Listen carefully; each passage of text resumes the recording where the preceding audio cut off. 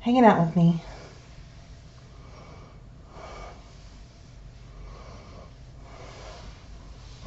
I guess I'm going to do updates first because I can't actually sit to where I can reach the babies right now.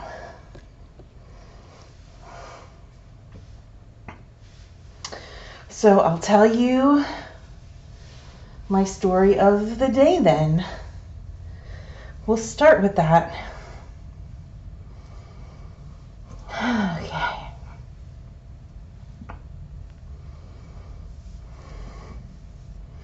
Nutty, stretch your fingers. This is gonna be a big one. Itchy ears.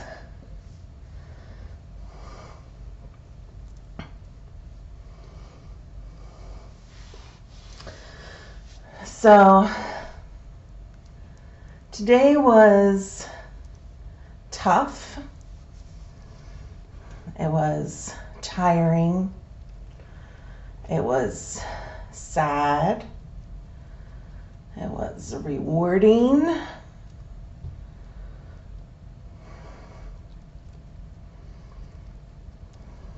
I felt accomplished. And I felt helpless. Oh, so many itchy ears.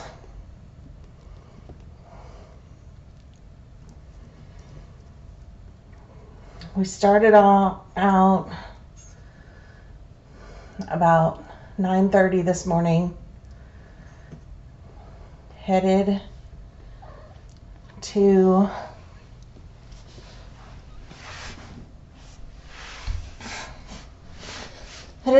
a place in PA about 2.5 hours away.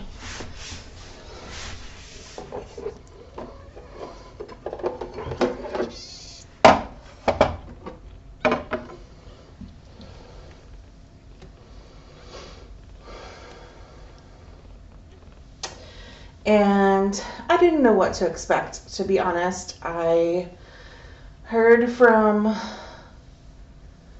a woman who had read the article on Miss Marple in Love Meow. And according to her, she was in over her head. She had about 19 cats and kittens and needed help. So I had some photos of some of the cats and kittens that she sent me.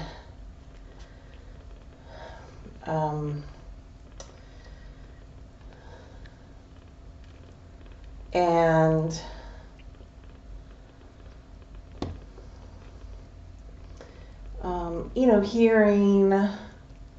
seeing some of the photos and hearing how many she had, and how she wasn't sure exactly how many were in the house, I did assume that it was a hoarding situation. But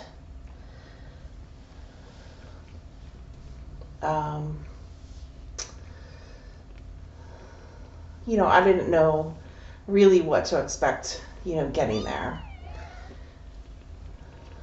And that's a big reason why I wanted to take this drive to, even though it was a long distance, was because without seeing in person a first-hand account, it was very difficult to figure out exactly how to help her.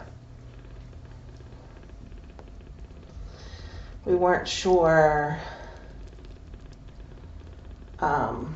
what the home looked like, if the cats were friendly or skittish, what their medical status was.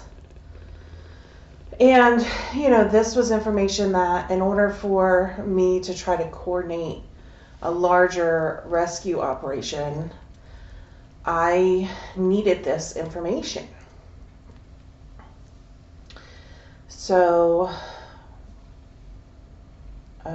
we took the drive, and the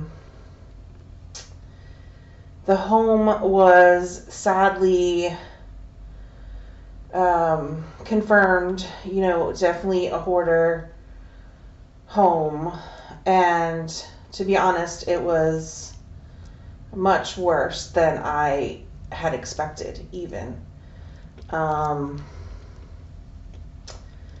There were, from the outside, gutters falling off. The house was just in disrepair. A lot of items, stacked up on the front porch, that sort of thing. So, we got an idea before we went in that, this was going to be a home in some disrepair, but,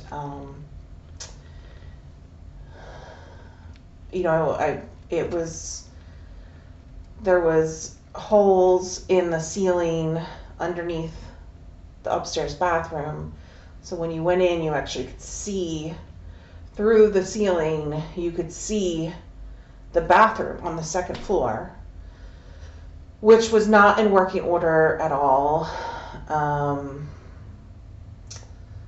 There's no possible way there's no way to use the shower or sink. So it was a very sad situation. I'm not entirely sure how she's taking care of herself. And I hope that I talked with Jima, driving home a bit about how it's possible we might try to do our best to connect her with some people who might be able to help her personally in her area. So, I do think that even after this rescue operation is complete, she does need additional help, and I hope that we can complete the circle and actually connect her to some resources, because she needs it. She grew up in the area where she lives now, but her parents have since passed away. Her only brother passed away in December, and so she really doesn't have any family left. And largely she's alone. So, in that way, it was a very sad situation to walk into. All right, hold on, let me fix this.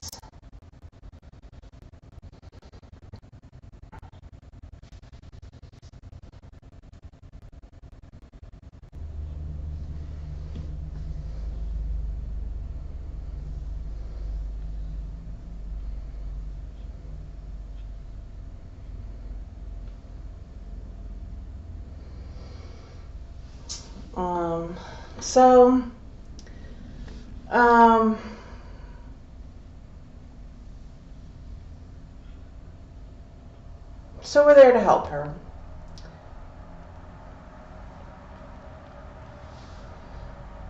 Good. All right.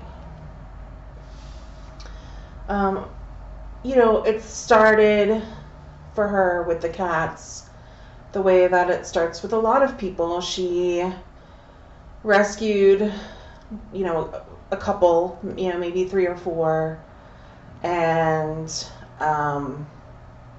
didn't get them fixed in time. And they started breeding, and she was finding homes for a lot of the kittens. And then, it just sort of dried up, and she couldn't find people to take the kittens anymore. And so 3 to 4 turned into 1920. Now, our our priority, okay, so no, there's nothing that collectively you guys can do. I appreciate the question, but you know, like I said, Jima and I were driving home, and we've come up with some plans to help her further. So so she won't be, you know, hopefully left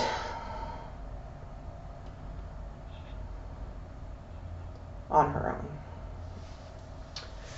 So our priority today was, you know, getting a first-hand account of what's going on. But what became pretty clear very quickly was that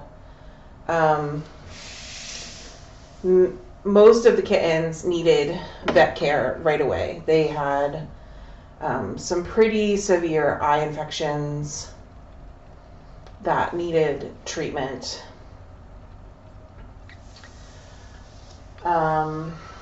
And so we collected, there were 6 younger kittens that we collected up that were about 3 months old. Most all of them had eye infections. And then there was one that was about 4 months old. And then there were 2, what I would call adults. One was about 8 months old or so, and another was about 2 years old. So all of them were unaltered. So we at least got one of the presumed fathers out. So that was really good news. But that's all we could get to today. So I still feel like we made a really big chunk. You know, we got 9 out total. And,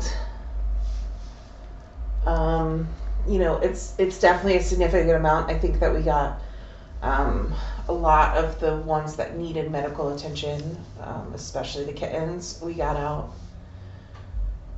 And there are still cats that are left. And I'm not sure where they are, and I'm not sure how many there are.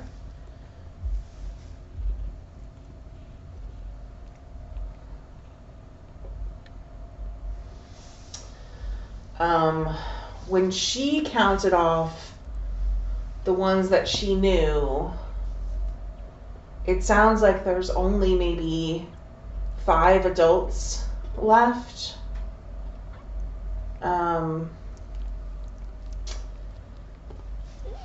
And then there's this very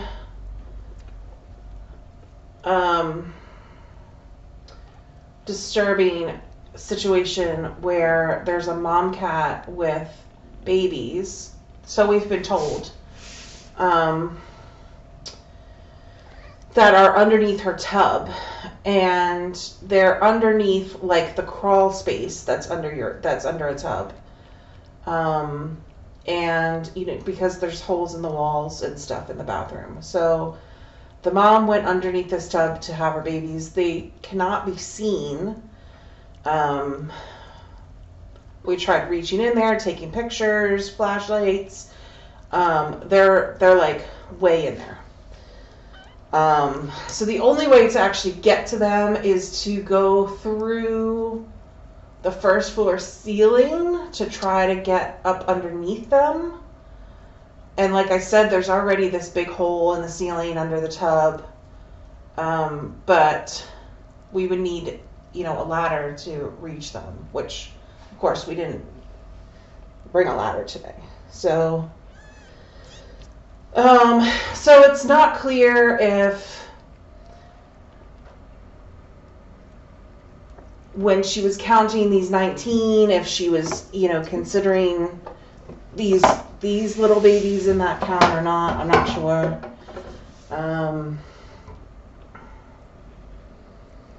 It's just hard to tell because you can't see all the cats. I mean, there's piles of stuff everywhere, so the cats are hiding, and you know, you just don't, there's no way that you can count cats. So it's really hard to say how many are there. I'm just going to pause and let you guys know I'm not looking for suggestions. Like I said, we have a plan. So I'm just updating you guys. Not looking for advice. So I built a pretty good relationship with the woman. She trusts me, and I was originally going to try to hand this over to, and try to find someone closer who could lead this, but at this point, because we did build a good relationship, I feel like I'm invested now, and I kind of want to see this through to the end. So,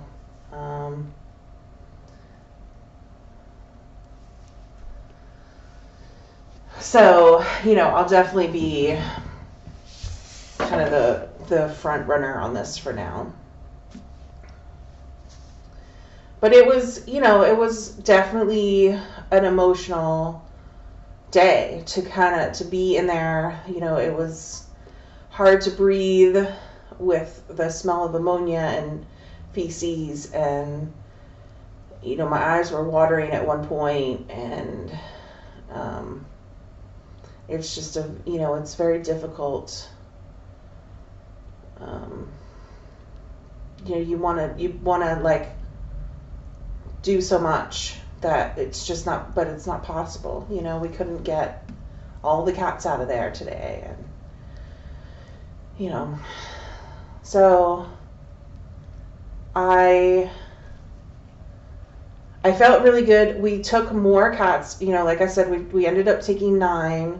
That was more than I had ever planned. I had thought, we were told there were 5 to 7 kittens, and I thought, okay, well, maybe we'll take 5 kittens with us. So, taking 9, I felt, and it was all the ones that we could see are the ones we took. So I felt really good about who we got out. And,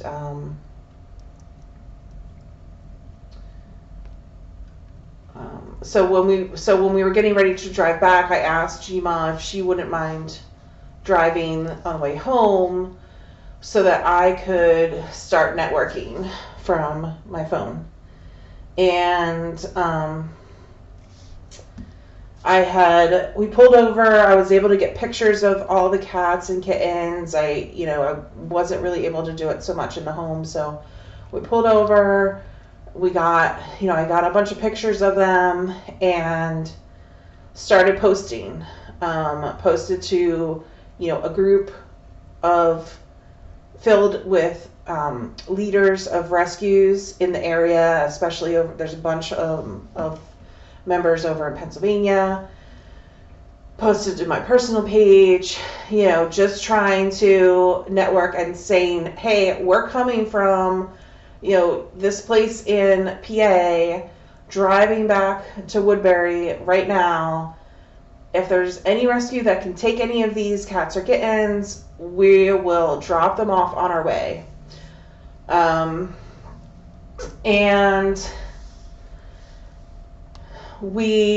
I started getting contacted. So the first contact we got was about a half hour into the ride. We had hit Allentown. We were on the highway, just about to go through Allentown, and I get ping. I check, and it's a rescue that is about 4 minutes right outside of Allentown, saying, hey, I just saw your message. We're near Allentown. If you're anywhere near there, we can take the adult male, the 2-year-old male.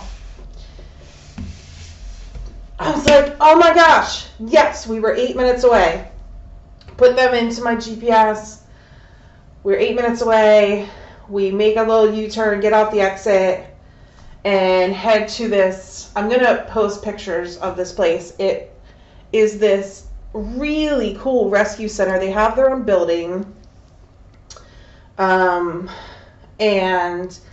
it's essentially a one giant community room. They do have some cages in there for cats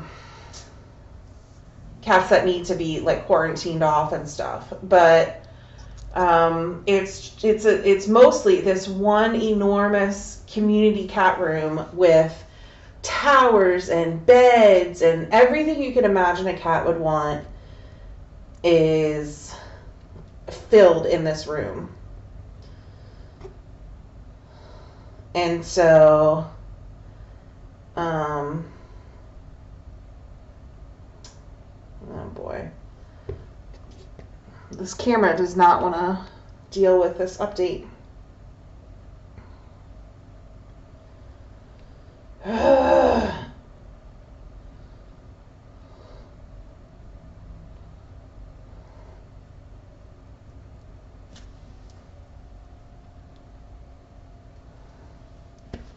This is really annoying.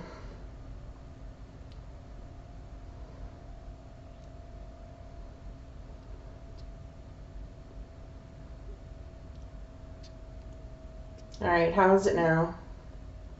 Is it any better?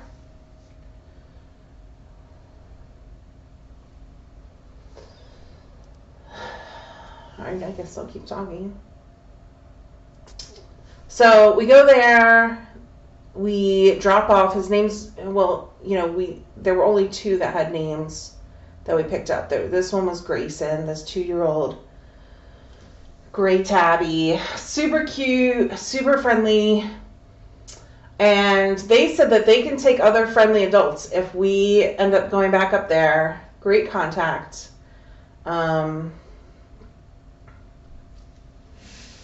So I'm going to post a picture of their community cat room that I got. It's fantastic.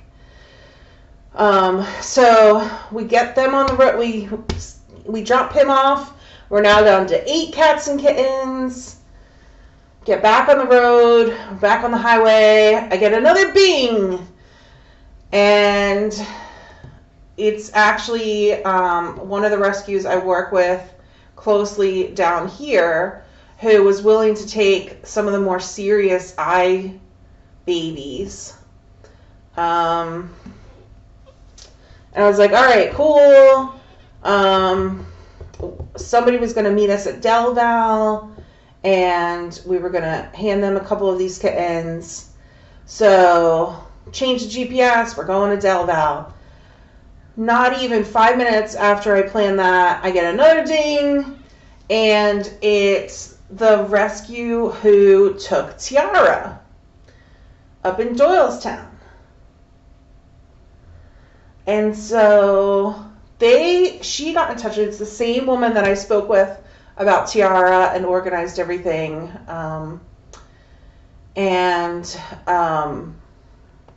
She says, yeah, we can take some of the kittens. And I'm thinking, this is awesome. So we were only about 30 minutes from Doylestown. So get off the exit, plug in the GPS. We decide we'll go to Doylestown first. She can figure out which kitten she wants. Then we'll head down to Del Val. So we get to the woman's house in Doylestown, and she comes out of her house, and she said, you know, how many do you have now? I said, we have 8 now. Gave her a rundown of who they were. She said, we'll take them all. And I was like, what? So we took them in. She has this room set up with these really large crates. So we got them all into these 2 huge crates, and she had foster parents already on their way coming over to pick up. They were going to divide them up. And they were on their way. So actually, as we were leaving, we ran into one of the foster parents who was going in to take some of them. So then I had to contact the woman at Dalval that I was meeting to say, I'm actually out of kittens at this point. They all went to this other rescue, and she was actually kind of bummed. She's like, if you find more kittens, I'll take them, let me know. So a tremendous outcome to, you know, what was a very emotional day, a very tiring day. We were dirty, we stunk, and got back on the highway to come home. And I'll tell you, we were just on cloud nine, you know, having pulled these 9 out of the house and then not even having to bring any of them back here, was just an incredible feeling. And I'm so thankful that we were able to get these 9 to safety, that they're going to have the medical care they need, that they're going to have, you know, loving homes that they go to with families who are going to play with them and take care of them.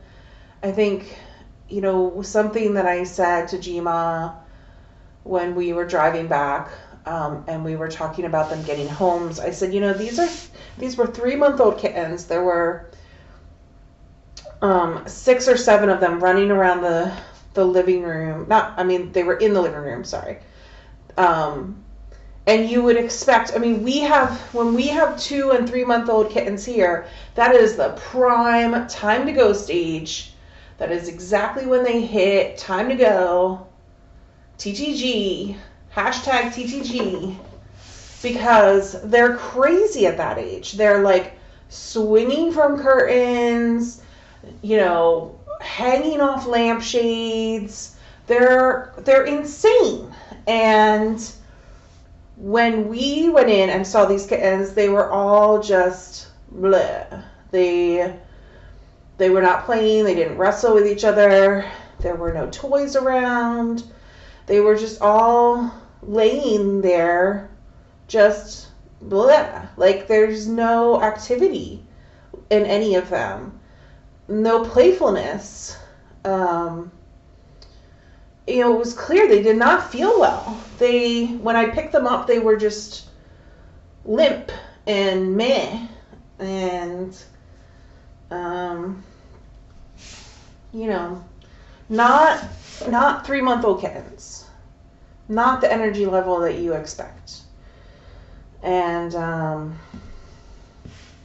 that's what I'm glad for, is that they will now get the medical care they need, and they're going to get healthy, and they're going to feel good, and they're going to have the kittenhood that they deserve. You know, they're going to actually run around and play and wrestle and have fun.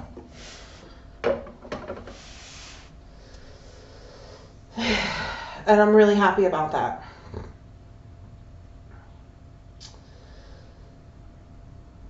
That's what I said, Cheryl. It was like they were just existing. Like they were just surviving is the term I used. You know, there was no joy to their lives. They just survived. They were just there. And now they get a chance to be joyful. And I hope that we can get the remaining ones, you know, at least get the adults fixed. You know, that is my priority, to make sure that we don't have any new kittens, and make sure certainly that any cats that need medical care, that we can get them out. So I feel really good about today, though. So that's my story of the day.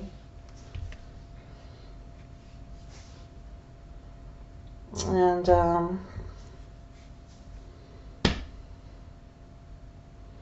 I'll tell you, it was definitely more than I expected to have happen. I don't know what I expected, but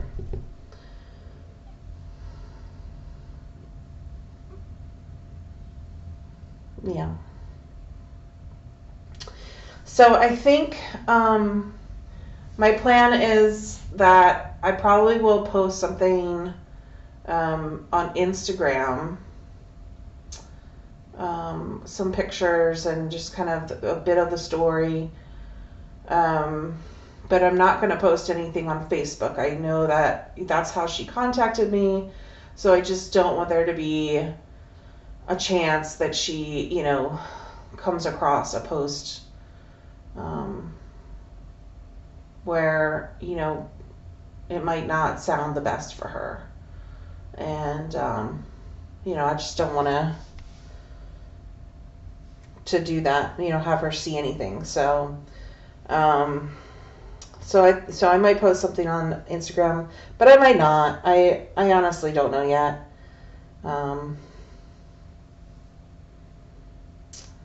There might not be any reason to, so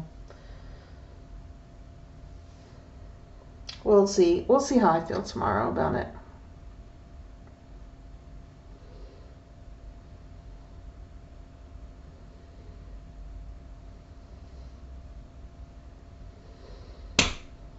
And that's that, you guys.